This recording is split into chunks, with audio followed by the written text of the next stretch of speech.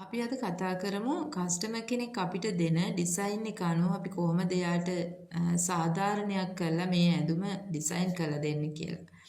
ඉතින් මේගොල්ලෝ අපිට වීඩියෝ එකක් හරි ෆොටෝ එකක් හරි දීලා කියනවා මට මෙන්න මේ ඩිසයින් එක මේ විදිහටම කරලා ඕන කියලා.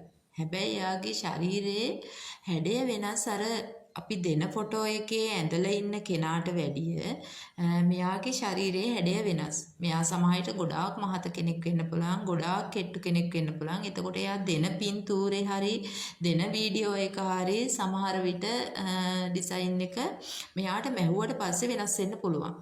ඒ වෙනස් වුණාට පස්සේ අපි බලමු කොහොමද අර ඒක ඩිසයින් කරපු කෙනා මුහුණ දෙන තත්ත්වය කියලා. ඇත්තටම මෙයාට ෆොටෝ එක ගෙනත් දුන්නට පස්සේ මේ ඩිසයින් කරන කෙනා පොඩ්ඩක් තේරුම් ගන්න ඕන මෙයාගේ ශරීරයේ හැඩය අනුව මේ ඩිසයින් එක මෙයාට ගැලපෙන්නේ නැහැ කියලා දෙන්න ඕන. පැහැදිලි කරලා දෙන්න ඕන. නැතිනම් වෙන්නේ අර ඩිසයින් කරන කෙනාට ලොකු ප්‍රශ්නයකට මුහුණ දෙන්න වෙනවා. මොකද පිටෝන් එකේදී මෙයාගේ ඇඳුම හරියට මෙයාට සෙට් හරියන්නේ නැහැ. ඒ කියන්නේ හරියන්නේ නැත්තේ මොකද එයාගේ ඇඟේ හැඩය අනුව නෙමෙයි අර ඇඳලා ඉන්න කෙනා ඒ පෙන්නපු පින්තූරේ ඇඳලා ඉන්න කෙනා වෙනස්ම ඇඟේ හැඩයක් තියෙන කෙනෙක්. ඉතින් ඇත්තටම මෙයාගේ ඇඟේ හැඩයයි එයාගේ ඇඟේ හැඩයයි වෙනස් හින්දා සමහර විට මේ ඇඳුම මෙයාට නොගැලපෙන්න පුළුවන්. එතකොට මෙයා හිතන්නේ මේ මහපු කෙනාගේ වැරද්දෙන් තමයි මේ දේ සිද්ධ වුනේ කියලා. ඉතින් මහපු කෙනාගේ වැරද්දෙන් නෙවෙයි මහපු කෙනා මහන්නේ ඒ මහාන කෙනා මහන්නේ අර ඩිසයින් එක බලලා ඒ තියෙන පින්තූරය අනුව මෙයා උපරිම කැපවීමක් කළා මහාන කෙනා මේ ඇඳුම උපරිම සාධාරණයක් කරනවා මේ ඇඳුම මෙයාට ලස්සනට හදලා දෙන්න. ඉතින් ඒ කොහොම හැදුවත් අන්තිමට කස්ටමර් තේරුම් ගන්නවා මේ ඇඳුම මෙයා මහලා තියෙන්නේ වෙනස් විදියකට කියලා. ඉතින් එතකොට එතන පොඩි ගැටලුවක් තියෙනවා. මොකද හිත් රිදීම් ඇති වෙනවා. අර මහපු කෙනාගේ හිත් රිදීම් ඇති වෙලා එයාට සමහර විට මෙයා මුදල් ගෙවන්නේ නැතුව මෙයා මේ ඇඳුම දාලා යන්නත් ඉඩ තියෙනවා. ඒ වගේ වැඩ කරන කස්ටමර්ස්ලා ඉන්නවා. නැත්තේ නැහැ. ඉතින් ඒකයි මම මේ පැහැදිලි කරන්නේ කස්ටමර් කෙනෙක් ඇඳුමක් ගෙනාවට පස්සේ මහාන කෙනා තේරුම් ගන්න ඕන මෙයාට මේ ඇඳුම හරියනවද කියලා. හරියන්නේ නැත්නම් එයාට පොඩි පැහැදිලි කිරීමක් කරන්න ඕන. ඔයාට මේ ඇඳුමේ ඩිසයින් එක හරියන්නේ නැහැ. ඒ නිසා ඔයා මෙන්න මේ විදියට මේ ඇඳුම මැහැවුවොතින් ඔයාට මේ ඇඳුම ගැලපෙනවා.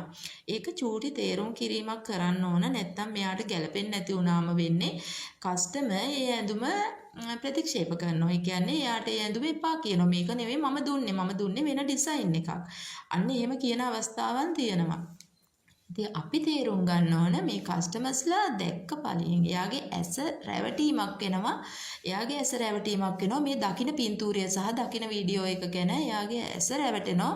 මෙන්න මෙහෙමයි මේක මටත් මේ විදියටම මේ ඩිසයින් එක හරියයි කියලා. හැබැයි ඒක එයාට ගැලපෙන්නේ නැහැ. මොකද එයා සමහරට ශරීරයේ හැඩය වෙනස් කෙනෙක් වෙන්න පුළුවන් අර ඇඳලා ඉන්න කෙනාට වැඩිය. ඉතින් මේවා අඳින්නේ ගොඩාක් දුරට මොඩල්ස්ලානේ. ඉතින් මොඩල් කෙනෙක් අඳිනකොට ගොඩාක් වෙලාවට ඇත්තටම එයාට ඇඳුම ලස්සනයි. එයාගේ ඇඟේ ෂේප් එක යනවා. ඒ ඇඳුම ලස්සනට එයාට ගැලපෙනවා. ඉතින් ඒක අපිට ඇඳාම අපේ ඇඟේ ෂේප් එක යනවා. අපිට ඒ ඇඳුම වෙනස් වෙලා පේනවා. ඉතින් ගොඩාක් වෙලාවට කස්ටමර්ස්ලා තේරුම් ගන්නෑ මේ ඇඳුම Tamanට ගැලපෙනවද නැද්ද කියලා යන්න තෝරගන්න.